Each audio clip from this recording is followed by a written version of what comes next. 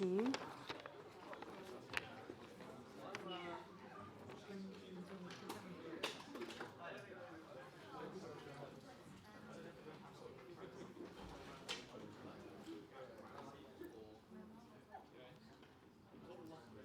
Oh, yes.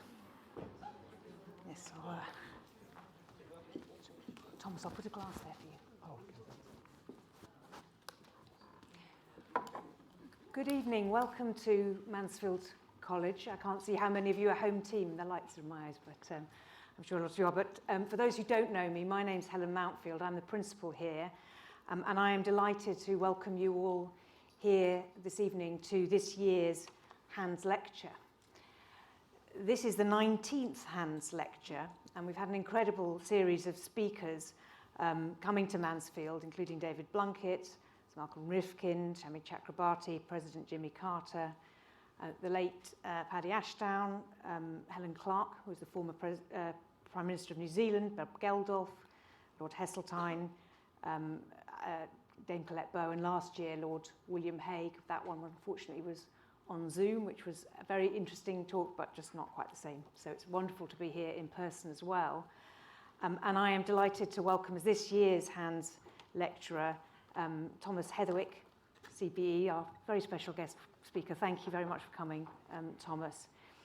As many of you will know, Thomas is one of the UK's, in fact the world's most significant designers, and he has been involved in the design of many projects, including the Olympic Cauldron in the 2012 Olympic ceremony, the new Route Master bus, the UK Pavilion at Expo 2010, the renovation of Hong Kong's Pacific Place, and the biomass power station in Teesside, the vessel in New York, and the coal drop yards in King's Cross. But what's really interesting and I think important about Thomas's work is that it spans from that very big scale, very public work to much smaller and more intimate projects like hospices, like a design that I've seen for a church and community centre in a very poor area of Hereford, and working with a team of about 200 architects and designers and makers, some of whom are here with us today, I know, from the Heatherwick studio and workshop in King's Cross. He really engages with the kinds of projects that make us human. And I think it's interesting that Thomas isn't, I think, formally a trained architect himself, though he works with a lot of other architects and designers. Heatherwick Studios work with an extensive range of disciplines, engineers and sculptors and product designers. And when I first met Thomas in freezing cold bit of lockdown, I was really excited about his ideas about the relationships between design and buildings and spaces and us as human beings, and his work on the social impact of his projects. And he was very interested in the things we do here at Mansfield and the way that we try to bring the human and the material together. So I can't wait to hear him tonight about speaking about how humanising design can have a positive impact on our cities. But just before I ask Thomas to give his talk, and then he will take some questions from people who are here today in the room, I just want to take the opportunity to thank Guy and Julia Hands, who are Bancroft Fellows of Mansfield College, and whose support over many years, very kind support, has brought about this lecture. And I'm delighted to see you here this evening, Guy and Julia. It's nice to see you without a little frame around you. Tonight is one of our first hybrid events at Mansfield, so we do have a somewhat limited number of attendees here in the Houghton Lecture Theatre. I'm afraid fewer than we normally would have because of COVID restrictions, and I know a few hundred people watching online on Zoom, so hello those of you who aren't in the room, and I hope you'll enjoy the talk anyway. But for those who are in the room, there will be an opportunity to ask some questions of Thomas at the end of the talk. So Thomas, thank you very much for speaking to us this evening. Thank you. Thank you.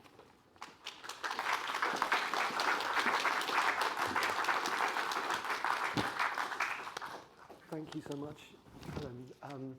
I'm a bit intimidated by that list of politically brilliant minds, and I'm just a designer here speaking, but I've used the excuse of this talk really as a chance to think from a slightly different perspective about what motivates me and my team in the work we've been trying to do over the last 27 years and planning forwards for what we hope we can contribute through what we do. And our team, there are 200 of us based in King's Cross in London. There are 4 of us here today, and we are trying to think about how we can make the greatest difference at the time going forward.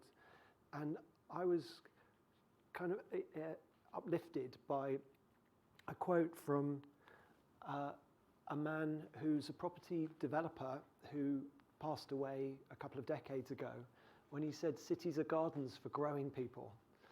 And we've got so used to architecture feeling like a top-down thing that gets done to people, and people feel powerless when these things happen in cities around them, and almost like death by a thousand cuts. Cities just shift and change. And I was in Dover earlier this week, and the city's just butchered, absolutely butchered. It just feels like a hacked up carcass of a place, of a town. And this man called James Rouse built a new city, and with the sort of disillusionment of what had happened after the Second World War in many parts of the world. And he was based in America, born in Maryland, and based there. He's known for doing Faneuil Hall in Boston and being the second ever shopping mall. But he saw shopping malls, rather than things that drained cities, he was trying to think how to take the suburban sprawl and give it a heart. So they became the community centres. But he built and planned this project called Columbia in Maryland, 100,000 acres, and it was a plan to create a better, in a sort of still segregated America, how to make somewhere that could really be for everybody. And there was this lovely quote that he said about cities are to grow better people, more creative, more productive, more inspired, more loving people. And it just has a different softness to what he's trying to do. And we are about to start work on a new library and assisted living space in the heart of this space next to the water.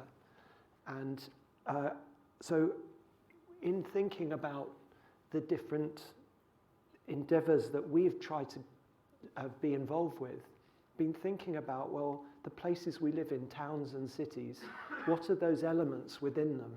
And can they nurture us in some way? So today, it might be a bit of a rollicking run through of things, but wanted to look at spaces where we come together.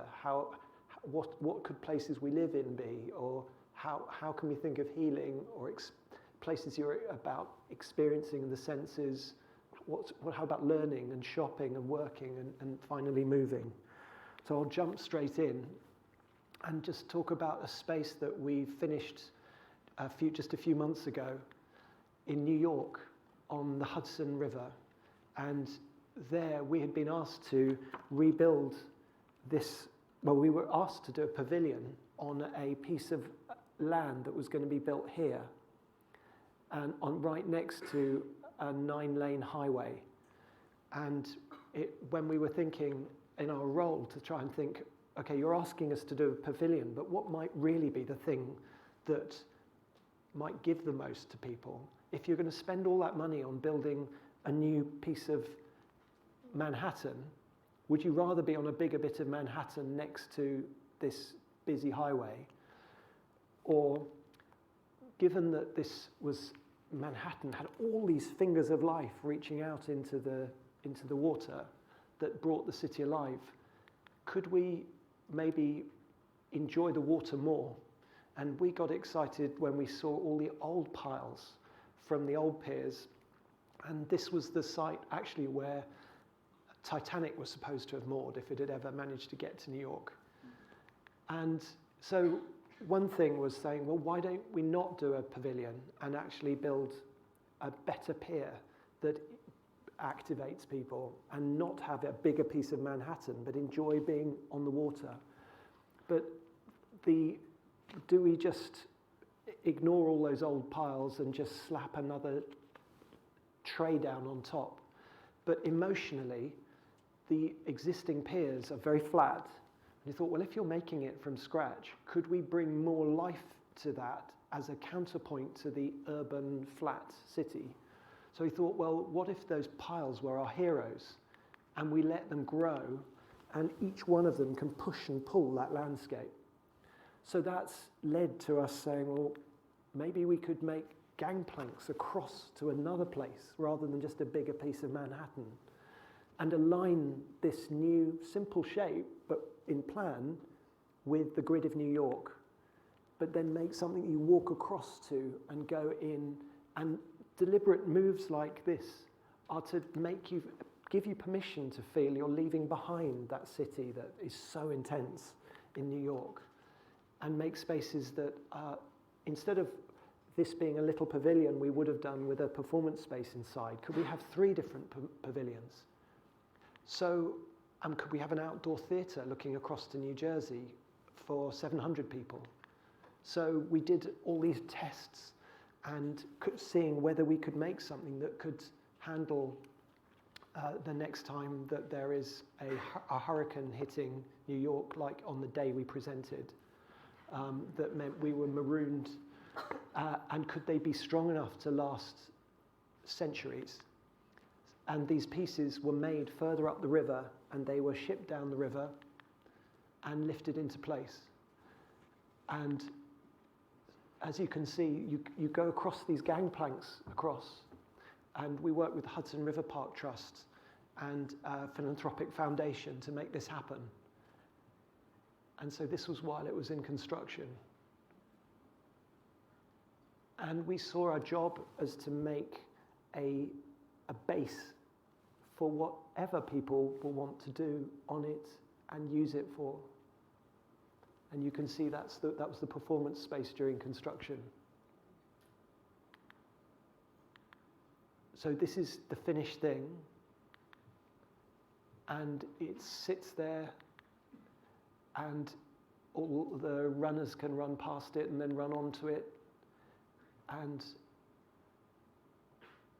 the reflections worked out quite well.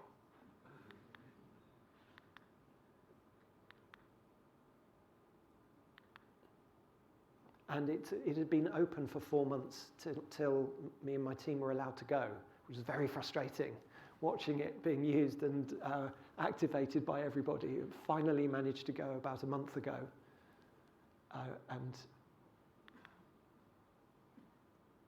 And it opened with a Black Arts Festival, and when I was there was student fashion shows, a women's jazz orchestra, and then every night it broke into a party for everybody in this main space.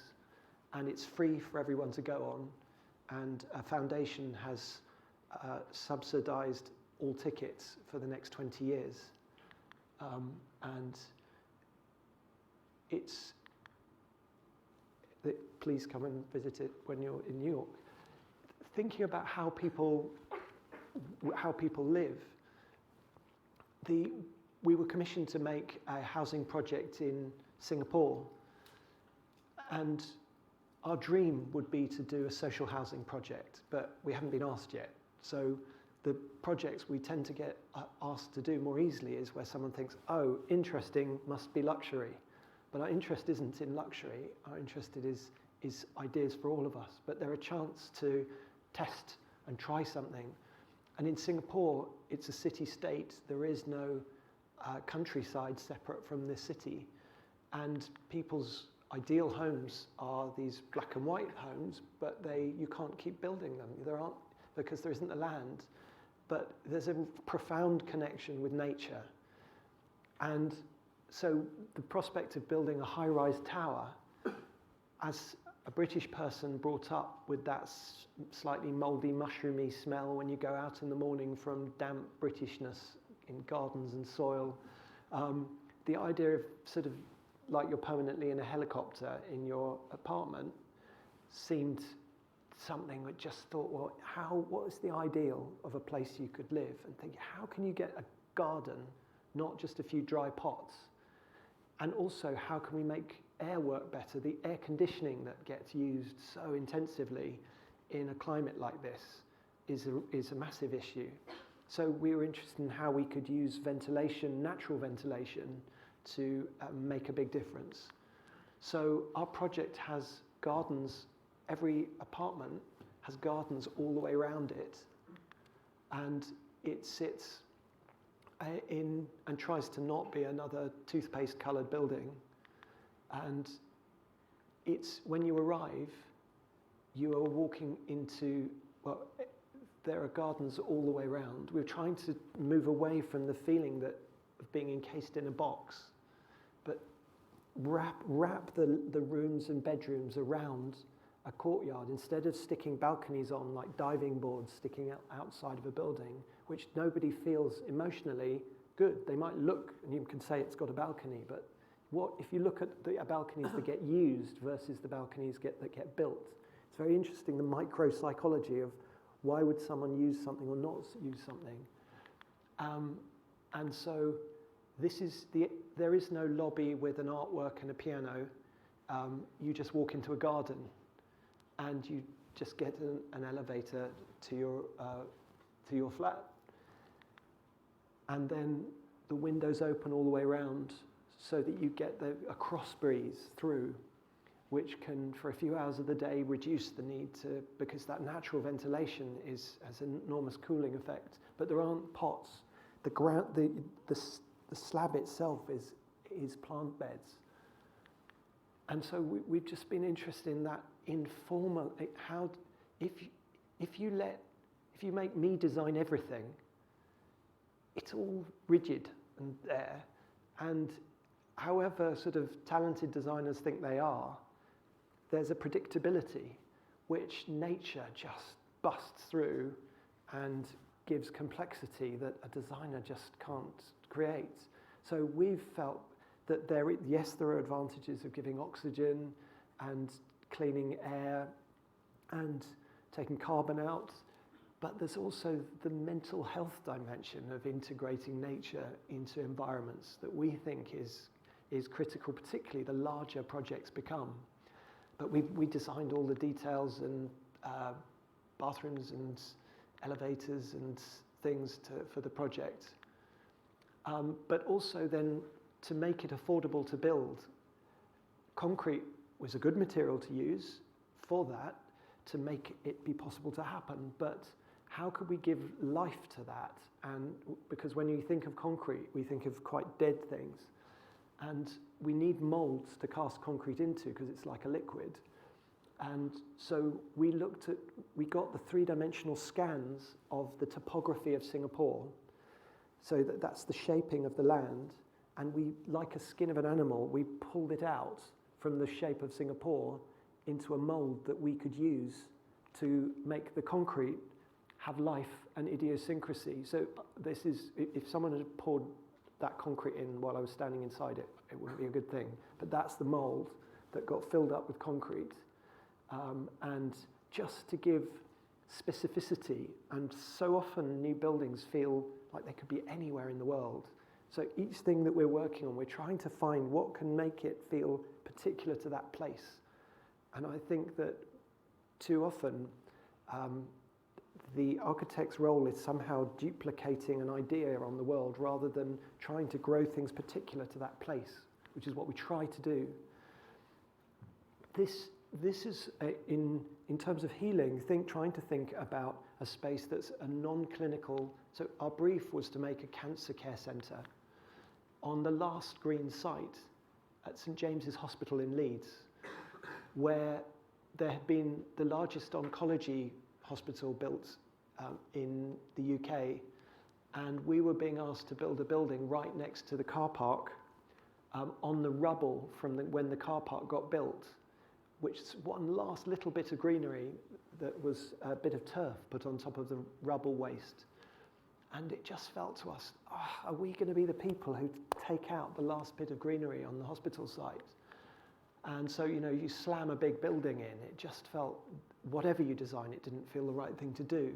So we tried to, this is a non-clinical building, it's nurturing, it's deliberately the opposite to the massive oncology hospital, and about how do you make people feel welcome and held, but also give hope when you're going on a journey that in many of our minds is the most terrifying journey you could be on if you and your family are going to go through because you've had a diagnosis for cancer.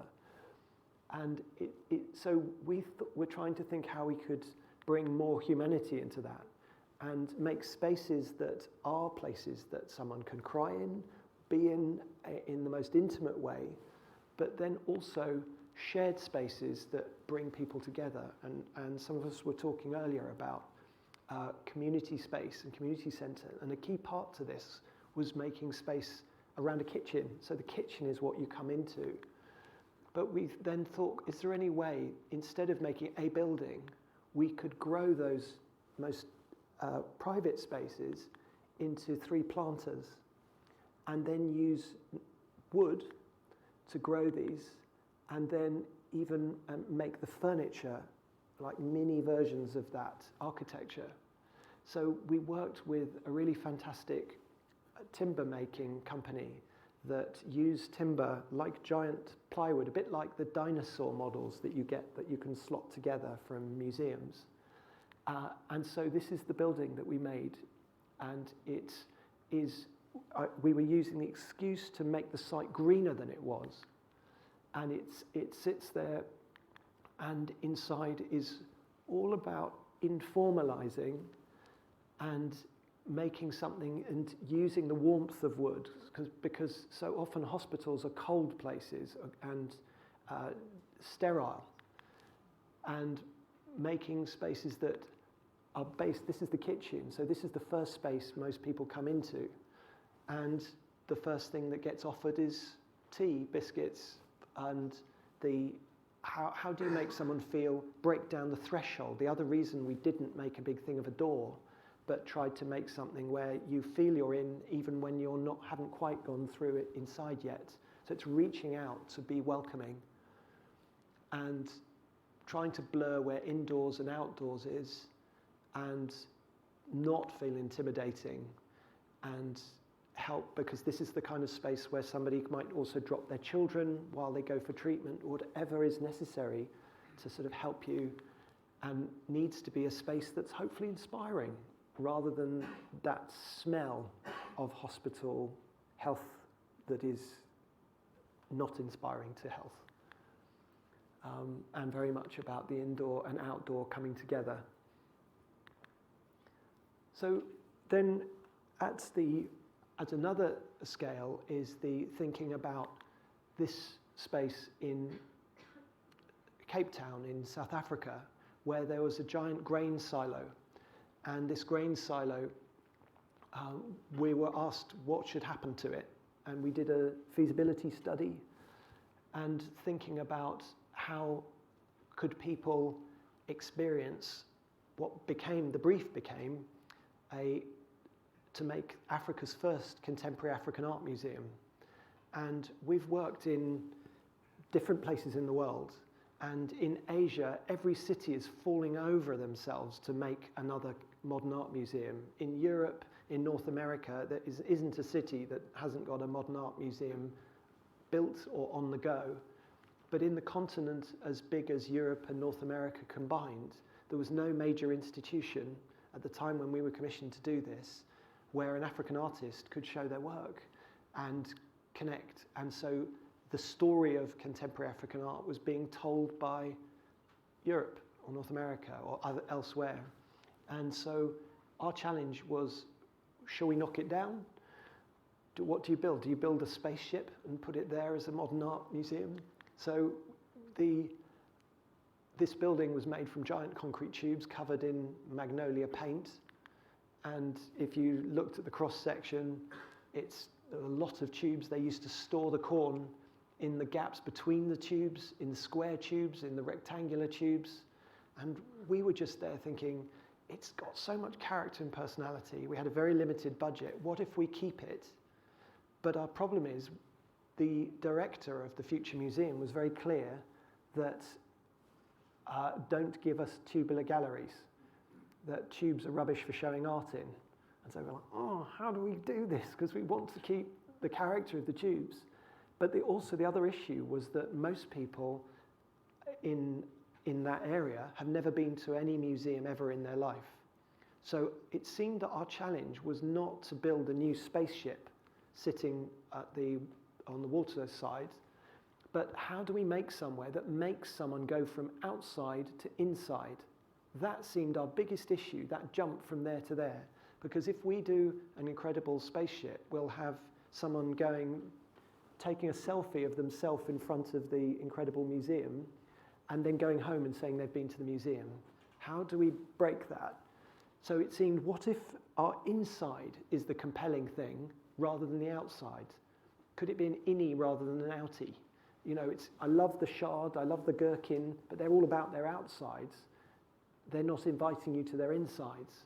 So we thought, could we make a heart that brings people together and helps you also move around the building, and also with a very limited resource is the best place to use it. But tubes aren't so great for showing art, but they also, so we knew we needed to move them out of the way, but they're also interesting if you cut through in a curving plane. They can make some quite surprising shapes. So we managed to get one piece of the original corn that had been stored in the building, and we digitally scanned it, and we enlarged it up to be 10 stories high, and used that like a cutting tool to cut out the heart of the museum, so that we could create a space that we could pack 80 galleries around it, and that would then, in a sense, it wouldn't be a construction project, it would be a destruction project. And even the spiral staircase could be like a drill bit that had drilled one of the tubes, and the elevators could go up and down straight up the tubes like corn had dropped in history. So the construction work began, and we managed to strip off all the magnolia paint off the outside. That's actually one of the things we're proudest about, just because then you got something, when you took the paint off, it was like Petra, and it wasn't the image of concrete as a grey, dead material. But 100-year-old concrete is at its hardest. So how do you cut through that when it's very brittle? And so we wanted to keep all these interesting crevices and nooks and crannies that make it so special. So the finished museum is just there over in the right, sitting in the bay. You can see the Robben Island where Nelson Mandela was kept prisoner from the top of it.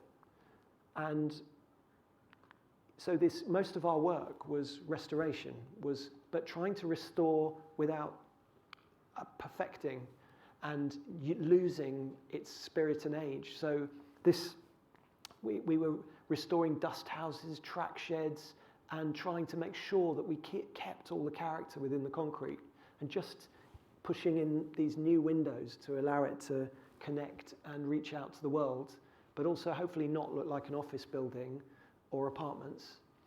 And so this is the building from the outside, and then this is the heart, which was the outcome of that piece, that poor unsuspecting piece of corn, scanned and used to cut out that heart. And the same piece of corn is cutting through those rectangular cells, as well as the square ones, as well as the circles and the pieces in between. And you arrive in this through underneath these hoppers where the corn used to drop onto the conveyor belts. And it's raw and it's rough, but it has a gravity to it because of the truth of itself as a structure. And it then allowed us to have many simple galleries that are in there to pack in as many different artistic works as we possibly could. So so there's more stories about concrete. That was older concrete, and then in Singapore, when thinking about how can we make a more human-centric learning space, we were being asked to make a new learning hub at the heart of Nanyang Technical University. And the existing university has got miles of these dead corridors. And we were being asked to make our building a 24-hour building. And I'm not sure you want at 3 o'clock in the morning to be walking down mile number 2 of polystyrene ceiling tiled, no daylight kind of dead space. So we just set ourselves the goal to make a corridor-less university building. And they said to us, we don't want the master and servant relationship between the guru and the slaves who bow before them. They said to us, no corners. And so we went, okay, no corners. And so we obeyed as good designers, and then just thought, how could we do that? Could we put 12 of those cornerless spaces together and get a floor plan where it had deliberately learning spaces, but also the informal spaces, because so often it's in the place you're not supposed to be learning that key thing, on a reflection of how Thomas's talk was wrong about that, or whatever it is, in those moments that are before or after something. And so we made a project where we had a very limited budget. We wanted to achieve this thing called Green Mark Platinum, which the university hadn't achieved yet in environmental performance. We needed to make something that was we only had a budget that was a little bit more than for a car park, and we had a very funny building code in Singapore that doesn't like on-site craftsmanship. The outcome of all of that was the only material we could use for the floors was concrete, for the columns concrete, for the cores concrete, and for the cladding concrete. And if you say concrete that many times to someone from Northern Europe, they don't really get that excited. So it felt like our challenge was, how can we think about this material that when we think of it as a hard thing and non-human centric thing, but then thinking about ceramic, when you think of, if you had a Japanese meal, some of the nicest meals I've had are where the little ceramic things are raw and funny and misshapen, and they were promising us that we would be using the cheapest contractor and the concrete would be full of bubbles and holes and misaligned formwork. So they're promising us ruined concrete. So we thought, how can we make ruined concrete actually good? And we think, well, perfect ceramic ends up looking like it's from IKEA, but more naturalistic, perfect pottery looks like it's from IKEA, but actually informal pottery almost looks more handmade. So that inspired us to make this building. It's not one building, it's kind of 12 buildings, and those buildings come together and they are connected by breathing, open garden spaces. They stop at different heights with different pieces of garden at different levels in outdoor learning spaces. And the building has no front door because it's 24-hour. It's open all 24 hours a day. It doesn't need a door because of that climate as well. And the heart is a space where everyone can see each other, and there are gathering spaces all around that allow people to linger and chat and reflect. And the outdoor garden spaces are used as much as the indoor spaces. And we managed to find ways to breathe life into the ingredients of it, but there's no cladding, there's nothing to fall off because everything is the building itself. And because we knew that there's often very low budgets for maintenance of things, and better to make something everything's embedded into it. And we work with, I haven't got the slide here, but we worked with an artist who did 800 ink drawings that we embedded in the layers of the concrete. and three-dimensionalized. And that influenced what I showed you for the housing project. So shopping, historically, shopping was really sneered at as a place for architectural design. It seemed sort of commerce. But in a time after the Second World War, where the buildings that got built and places that got built by cities and governments failed so badly, it feels like there's been a retreat from more public commissioning of place. And so what are we left with? We're left with commercial developers making place. In King's Cross, where we're based, there is a big new development which I'll show you one of the projects in, but that's driven by a commercial developer, but they're making public space at the same time. So we're interested in whoever is making public space, how can we work with them? And it's a funny time where the digital online has meant that many people are lonelier than ever. If the money that's there to make places is to make shopping places, that's a very important ingredient in public life.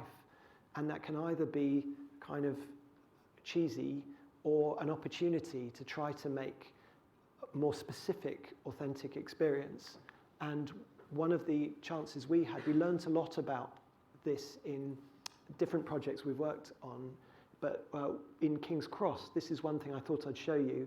There are these two long warehouse buildings in which were where the trains used to come and drop coal onto the carts that the horses pulled around and dropped in the coal holes of London. And just to the right is Central St Martin's. And we were being asked to design a couple of bridges, fancy bridges. And the bit we knew about shopping places is that the key thing is the energy between people. And there's a reason that shopping mall buildings are normally 12, 13 meters apart, the shop fronts, because that's a space you can recognize someone's face, and you can see things that are interesting, and it pulls you in rather than pulls you away. But these two buildings, it felt to us you can't just copy Covent Garden, because actually they're not the same as Covent Garden. The dynamics are similar, even though it wasn't designed for that. It was a wholesale place. It's still got the dimensions that work well for humans in the retail context. Whereas the distance from here to here is 26 meters, so that's double wrong. And at the front, it's 39 meters, so it's triple wrong. So we got interested in how do we create not a centrifugal, so it's centripetal force, is it, that pulls you in to create a heart, and how do we make that really flow? And it seemed to us that bridges that disrupt you weren't what was needed. Very calm, simple bridges were needed. But what was needed was a heart. And we're no experts on feng shui, but these two long kind of lines like this, it didn't feel like anything held you or helped you to know where you were meeting your friend.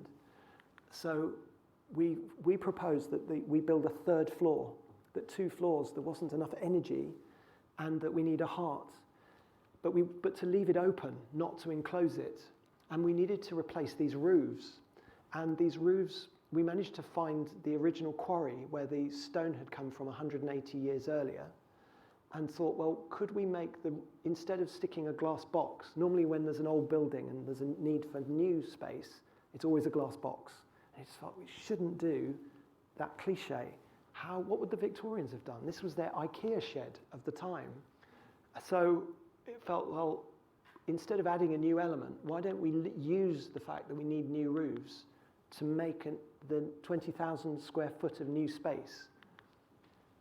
And so this was our idea, to use roofing craftsmanship as the placemaking that could then give a focal heart to something that was otherwise monotonous and linear, but also be able to make a different type of space looking out over London, and really stitch old and new. So this is the project that we built and finished 3 years ago.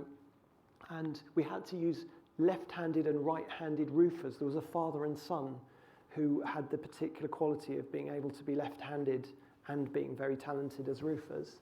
to be able to make that joint where these two kiss work. That's our studio teams, some of whom are here today, attempting to jump. And this, it felt, in projects, it's interesting trying to think about what's the energy that's going to pull people in and sort of clarify why you're there and that you can then reach out from and come back to. And at its heart is this is a space that then looks down over that. But I just thought I'd also talk about one of the lessons we've learned is that so often architectural projects have a big move that you think, oh yes, but then they're loveless. You know, when I was saying about James Rouse's quote where he was talking about for making more loving people, I was thinking, well, often the details are dead when you get close up. Now, we have very limited money, but you then think, right, okay, we've connected and made a heart, but the one thing that you touch or might touch is a lift button. And we'd learned from a project we did in Hong Kong about how, surprisingly, a tiny thing people touch might stick in their mind more than anything else. And so we looked, having seen in New York, there is a place where they've got a Mexican artist has done it to a man and a woman in bronze. And it was very, and I used to enjoy walking past them because we were doing a project nearby and just looking at which are the shiny bits on the man and which are the shiny bits on the woman and thinking about, well, everyone's going to touch this. Could we think about how the shininess is part of that?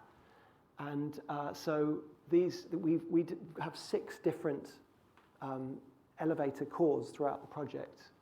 And so some of them are like a belly button that you're pressing and it's getting shiny where people put their finger into the belly button. I don't have an image of the male type button, but that's getting shiny as well.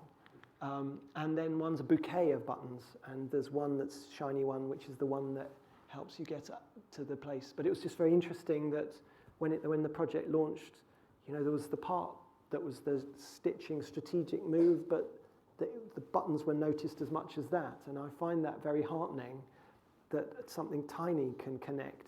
And it's important in projects to have something that has a human quality at the smallest scale.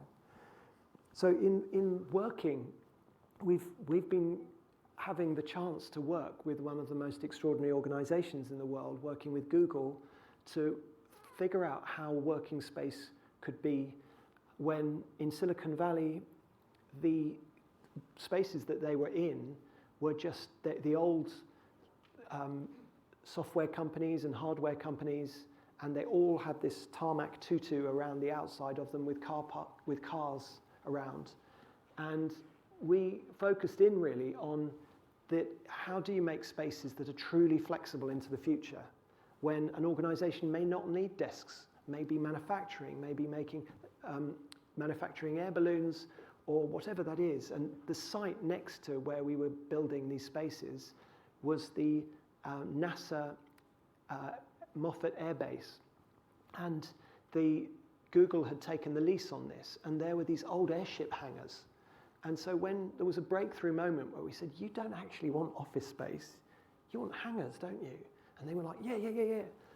And so that became our project, and we've been making a series of hangars. The first ones are finishing at the end of this year. And these are spaces that each one can hold approximately 4,000 people working inside. And we focused on how do we give everybody working their perfect light at their desk. And so these are a series of very large tents. These were some of our first visuals that generate their own power because they're entirely solar panel. So this is one of the 4 that we're building. And it's like a giant tent pulled up tight, which is an efficient way to make large span space. And it's sliced, like Zorro has sliced it to get daylight inside.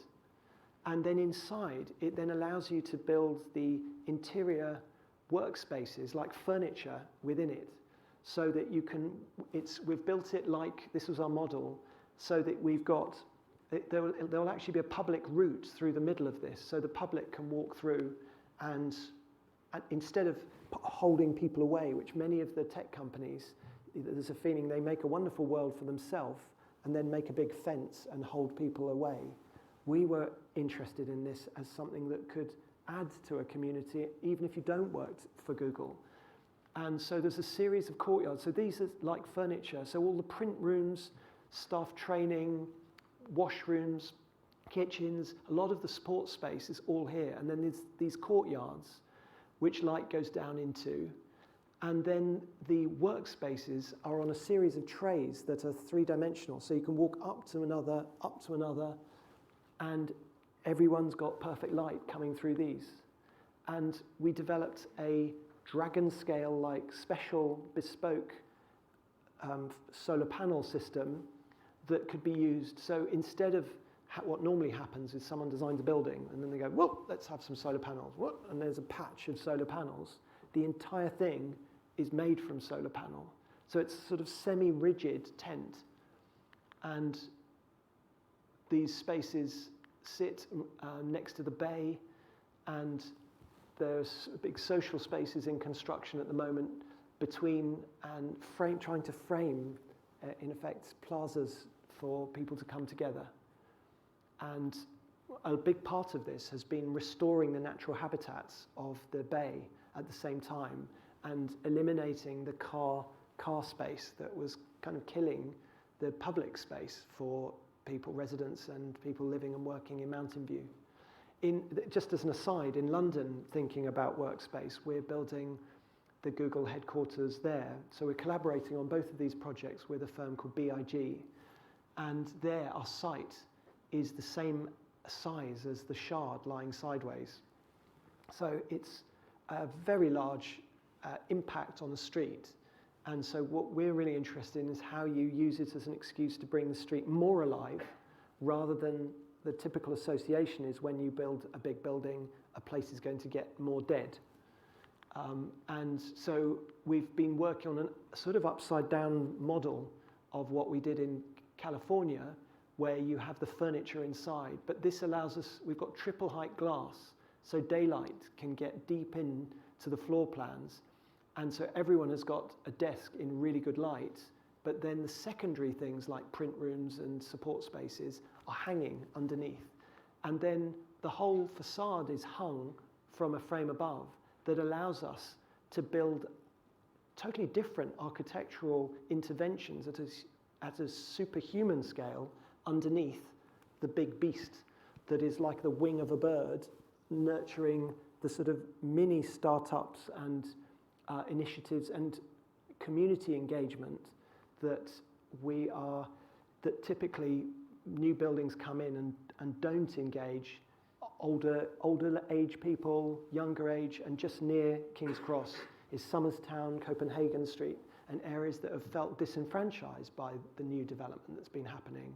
And so we have the backing of Google to try to do something quite radical in how we connect. And I don't have that now to be able to talk to you about, but it also will have one of the biggest roof gardens ever made, and the biggest use of wood in Europe in the facade of any building. And talking of wood, in Spain, we are using wood to make a new workspace building in the center of Madrid, and looking at how next to a busy highway we can bring nature and bring materials that will age and like have some qualities over time, and try to move away from such a slick, shiny image of what a workspace would be. And it's integrating gardens and outdoor space as much as indoor space. And the thing that our team is increasingly engaged with is this science of how do you make buildings be positive things?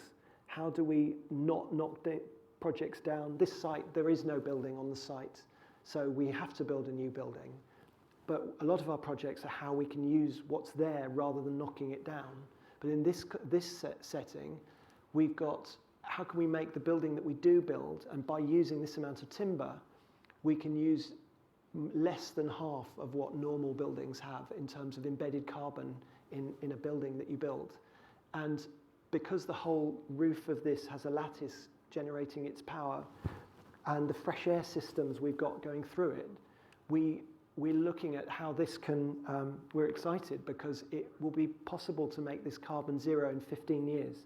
Now, it's carbon zero, not just the construction, not just the running cost of it, but also including the construction it took to make it. So I think that it's certainly something that 27 years ago was not being thought of in this way. And it's really exciting working with amazing consultants now to get this level of science in, supporting the focus on human experience. So finally, the final thing I was just going to show is engaging with, in our town or city, of all the different facets in and around of life. Public transport is one of those, but within a transport system is also, and we really believe in public transport as much as possible, but there is a place for private transportation, and we were commissioned to make a new electric car for a manufacturer in China who will be producing approximately 1 million of them. And so when thinking of the incredible revolution that Elon Musk has triggered with his work with Tesla, it felt that, and every car company is falling over themselves to make their own electric car, how could we contribute something beyond another electric car? And the illusion that an electric car, it's fantastic, it's not producing fossil fuel emissions, but it is producing emissions in its pollutants in the particulate coming from the tyres and the particles coming from the brake pads. And so it seemed, well, yeah, it's less bad, but it's still making pollutants. So we wondered whether we could take a car, and if there were going to be 1 million of them going around through cities and through polluted space, what if that car could take in that dirty air from cities and actually clean the air of the cities around from the pollutants from the other cars, buses, lorries and motorbikes, rather than just thinking about itself internally. And so we got interested in that, and they're excited by that, and so that's going forward. But the other side was thinking, well, you've got a car, and you know we've had a space crisis that throughout the country and throughout the world, so many people do not have enough space for their lives. And then there's 1.4 billion cars in the world, and the weird statistic that they're only used approximately 9% of the time. So you've got over 90% of the time that you've got these rooms sitting there unused. And often people's cars, the stereo in their car is better than the stereo in their house. And often the seats in the car are more comfortable actually than any seat in their house. And so it seemed, well, is there any way to bring more usage into a vehicle?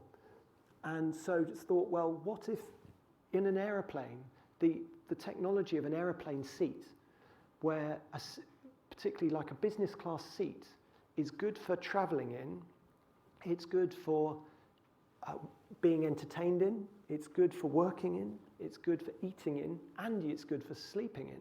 So, well, what if the seats in this, the driver's seat and the passenger seat, could turn round and you could fold out, like you fold out in the aviation technology, a table space that as something that brings people together, and then build something where the steering wheel pushes in. So it's a great driving car, but it can push in to the dashboard and make a space, and even make a space that you could sleep in. And so we put these two propositions to the manufacturers. They are called IM Motors. They're part of the Shanghai Automotive Group, which is one of the biggest car manufacturers in the world. And they own MG, and we didn't think that anyone would say yes to that. And they have, and it's all systems go. And so then a logical part of that was thinking, well, if this is a living space, instead of doors that flap and the wind blows, what if you made like French doors, like you would think about architectural design and use materials and finishes that aren't just that nylon-y, automotive nylon world that you're used to, but make something that actually feels warm and human. So this car is going into production. We have approximately 33 months left till it's on the streets. They're building factories specially to make it. And it's a roller coaster at the moment for our design team, trying to keep up with all the details to try to help that to happen.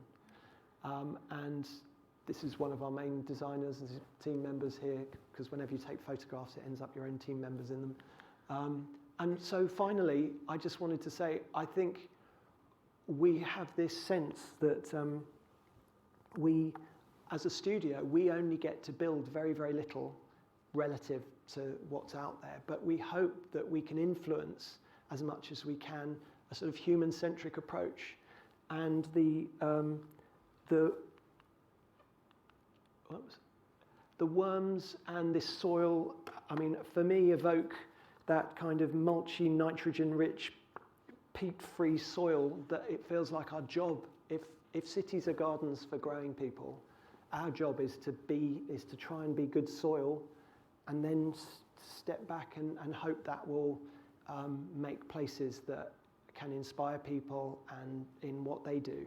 And that's something we're learning about as we go. I only learnt of that quote from Jim Rouse relatively recently, and I just love it. So in a way, you're guinea pigs for starting talking and thinking about it more in our studio. So thank you.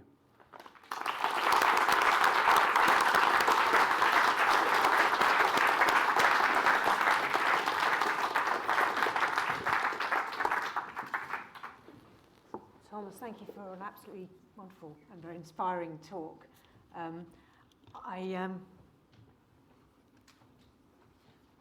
Yep, okay, thank you. I have a question here. I'll take questions from people in the room, but I wanted to ask you, because you and your studio obviously think in quite different ways from other people, and you come up with some quite different ideas. But you were talking about the problem with a lot of design feeling that it's stuff that's done to people. Here's a really brilliant idea, it'll work, do it.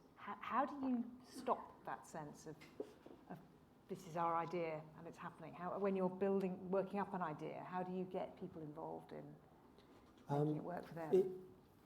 Well, I think that there was a sort of schism where the last century and a half divided the profession that was designing the places around us from the us, and from the craftsmen who were building. And I mean, just the designer of buildings was the master builder originally.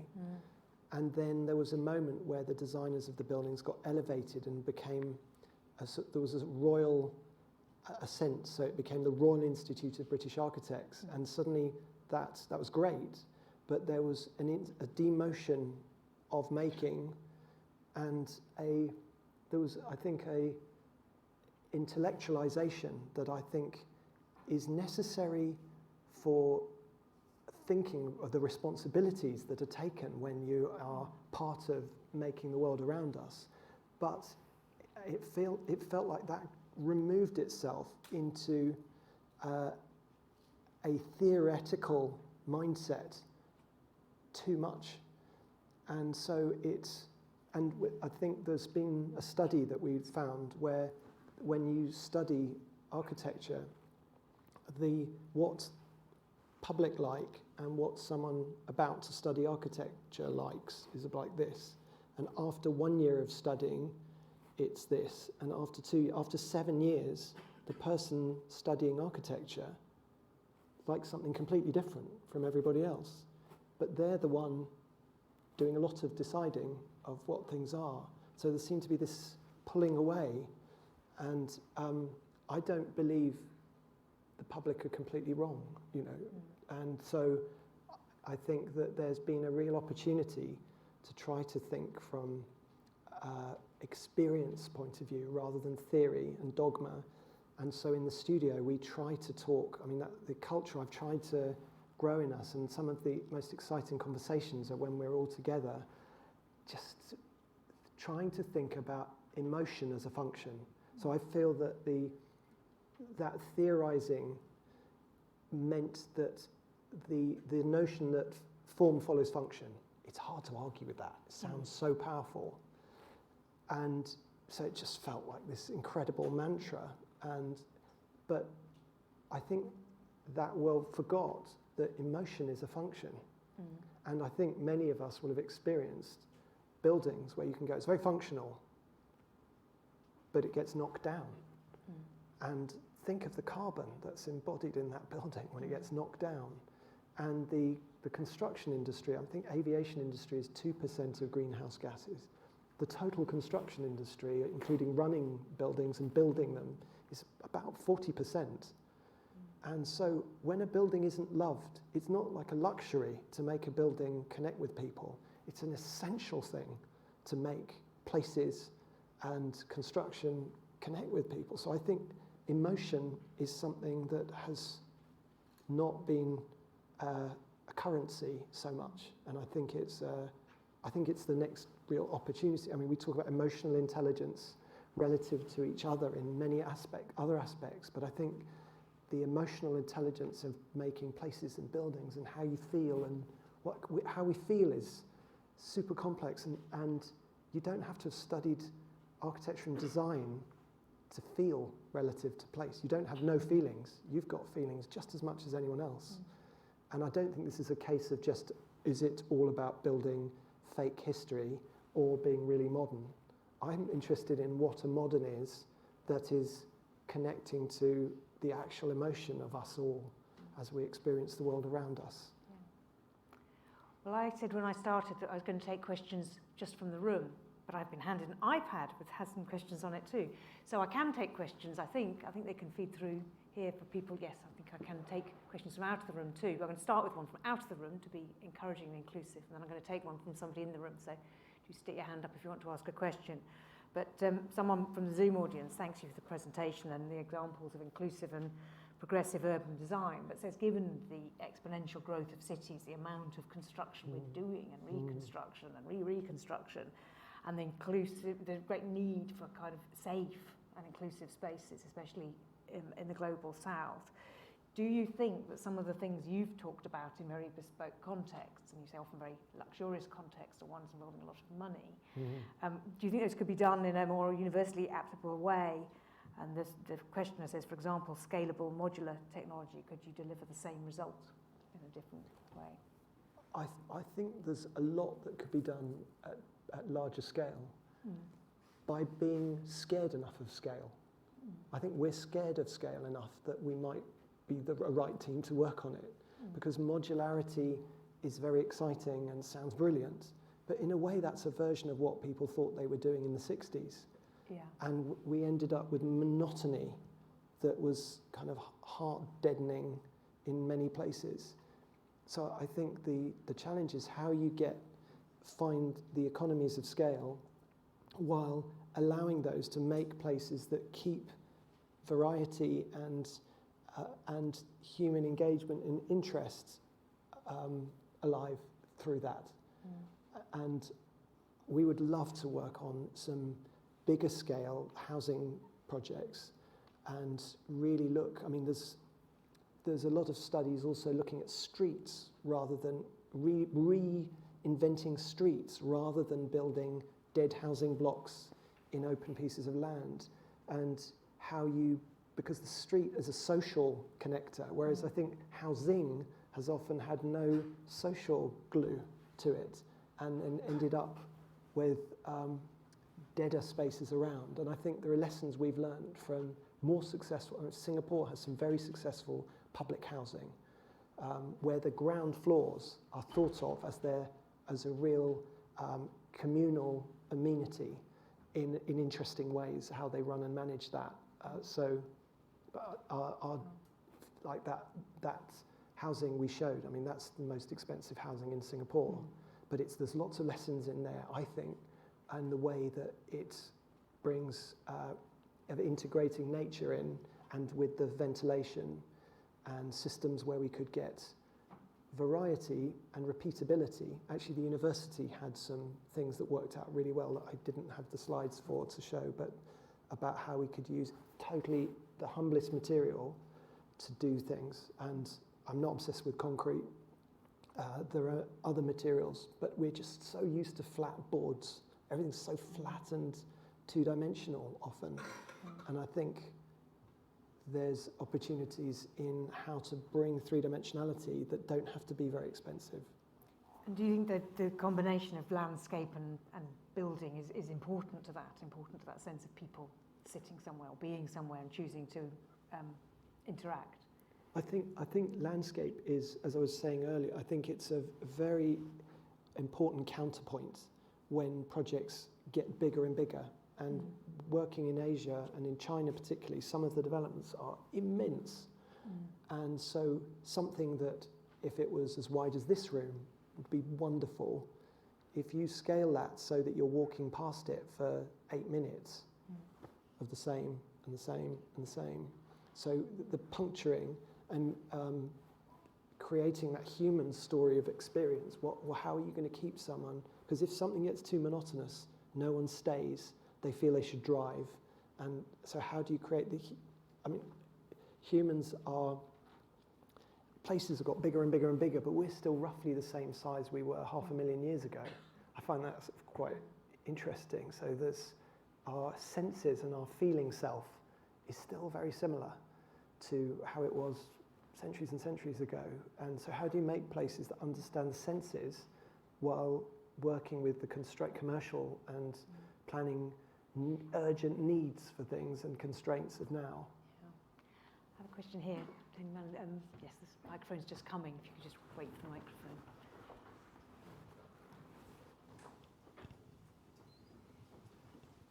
Thank you. Thomas, to what extent do you feel that you're constrained with budgets? I'm minded particularly of a discussion with Norman Foster with a project that he did across the River Tarn, where the budget was a few million euros for a little bridge, and he ended up convincing the government to spend hundreds of millions on a span across the Tarn Valley, which he convinced them would be a much better idea. And I'm just wondering how you approach budgets versus design and what you consider to be the ideal piece of infrastructure for that particular project. Well, I'm really happy you asked that question because in a way I'm showing photographs of things that appear juicy in some way visually. There is the assumption that everything is high budget, and Britain particularly assumes anything interesting is expensive, and that university building in Singapore was a low budget project, but also examples are, we did the British Pavilion we built in Shanghai. I didn't show that. We had half the budget of the other Western nations. So we focused. Every project is about, we never have unlimited money. We've never been given an unlimited project. So the work we're doing in the studio isn't dreaming of, oh, should we make it like, oh, wouldn't it be lovely to do that? The vastest percentage of our time is working, right, how could we make something where we don't give up and become cynical and just like, oh, well, whatever. They don't want our vision, they won't stump up. But we take it on our own shoulders to keep iterating again and again to try and find a way for something to still be wholehearted while working with the constraints. So the project in Africa, our main work was that inside bit, whereas they were expecting us to knock it down and be arguing for something that was doing this. The British Pavilion at the World Expo, there were 250 pavilions. The British government gave us half the budget of the other Western nations and told us we had to be in the top 5. And we all had a site the same size. So we just focused on 1/6 of the site and realised with 1/6 of the site we could do something that would engage people and be memorable. And we could make, it sounds really weird to say, we proudly designed forgettableness for the rest of the site. And so when anyone sees the project, they go, wow. But when you go, this was actually one of the smallest pavilions at the whole expo, but we won the top prize because of focus. And so I think most things, I hope I've communicated, it's actually about finding your focus and not sort of spending on everything everywhere. And that every project, you've never got enough money. And in a way, that's the thing. It's like where ingenuity is really needed. And that's where our team are brilliant, at the persistence. And rather than feeling like wounded, oh, we can't afford that, it's thinking, okay, well, we can't afford that, but could you do that? Or is there a way to do that? And the pier in New York, they were going to spend all that money on a bigger bit of Manhattan over there. So we were saying, well, why couldn't we forget the pavilion? Let's not spend on an expensive pavilion. Let's just take that money and use the extra money you would have used for a pavilion to make the pier you're going to do more special. So it's often focusing. Let's not do 3 things, let's do 1 thing.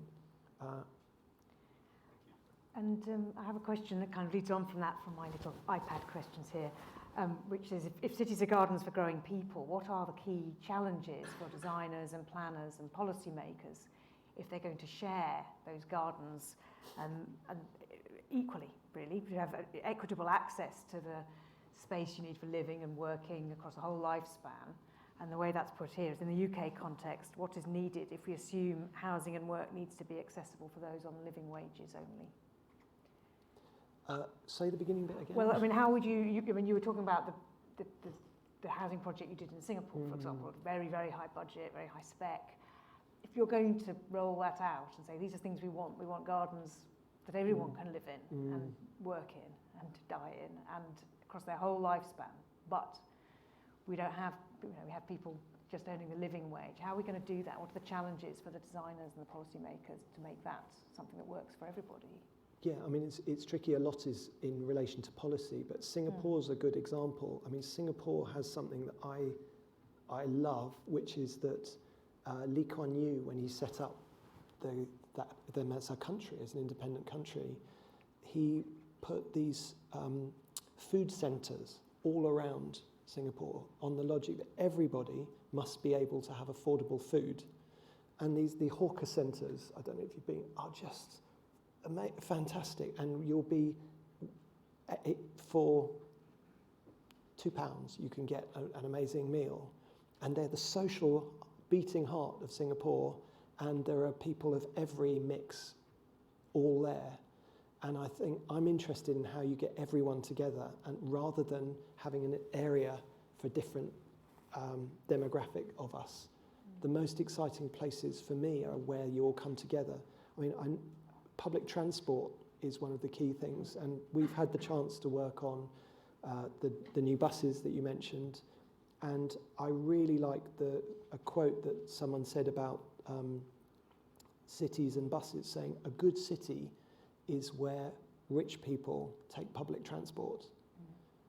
And that's, to me, the real test of a city. And for me, the public transport is the bit where I feel thrilled to be together with everybody. And you're just on coming on the tube and getting the bus and just being with there you all are, here we all are. And so I think the public transport is so key. The public spaces, and it is challenging when public spaces are being made by commercial developers, and everyone's angry a bit about that, but the cities haven't got the courage to do it themselves. And so what are you going to do?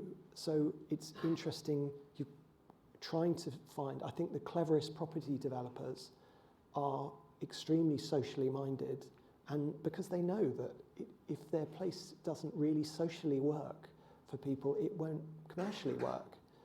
And that's something that Jim Rouse is clear about.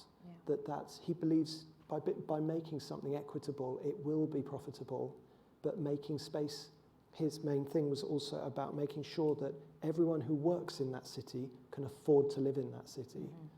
And I just hate it when things get split up and divided. I think we've learned that mixed uses are really key as well. So you don't get dead residential areas, work areas that become dead. I think we've learned during COVID that there's the humanising of the workplace, the humanising of everything around us is pretty key.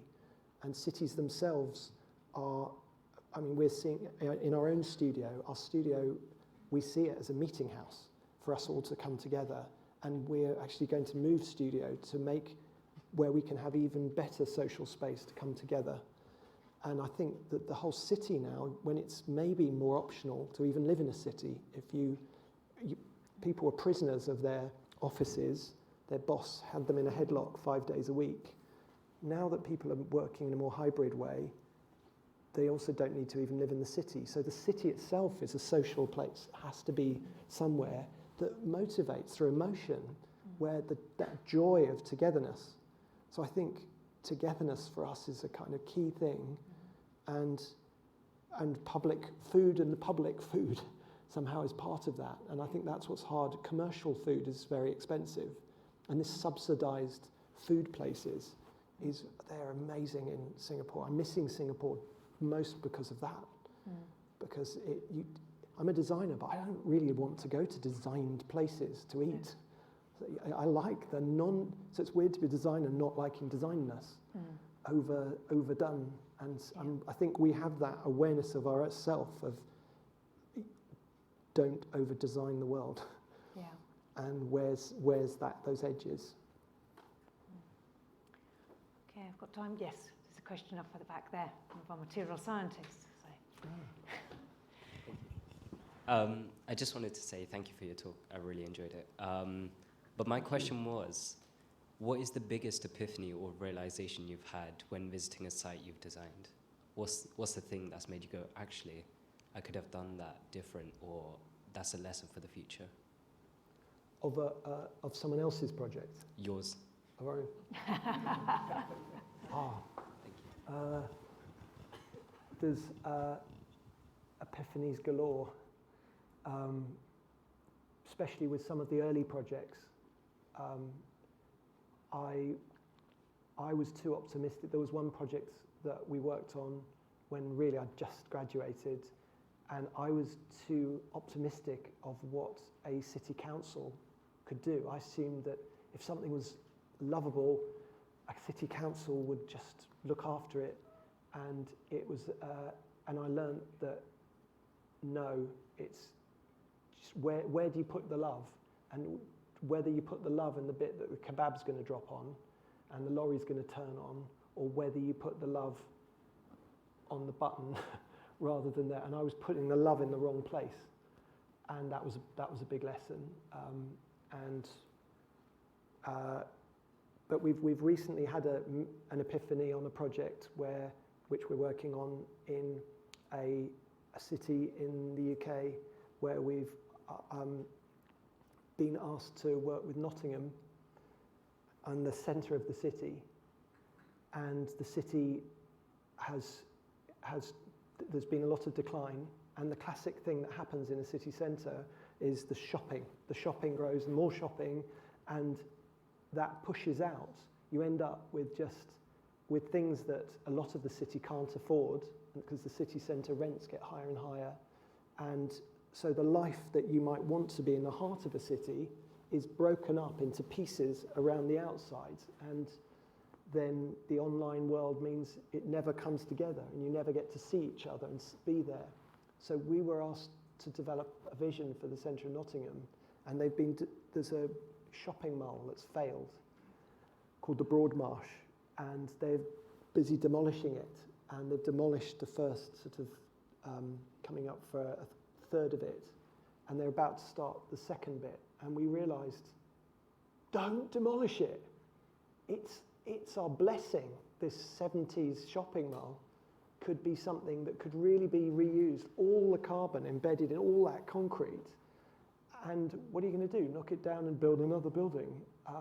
So could that be a people's palace, in effect, something that really brings people together, and be something where we can have the boxing club and later life and kindergartens and the different things inhabiting, in effect, a low-cost structure that we can use, we can mine it, if that sounds too trendy, but of itself, without the immense wastage and cost of demolition and start again factor, which could facilitate a super social thing, which is about folding back into the heart of a city. So that was a funny epiphany, and with great meetings going, no, don't stop demolishing it. So we'll see whether that's possible to fully make happen, and maybe I've overshared something we're working on at the moment. But it's quite, it's exciting when you realise a thing as a team together, that there's an opportunity for something, and because often places copy the same format as everywhere else. But is there an opportunity in that place for something that, what would Robin Hood have done?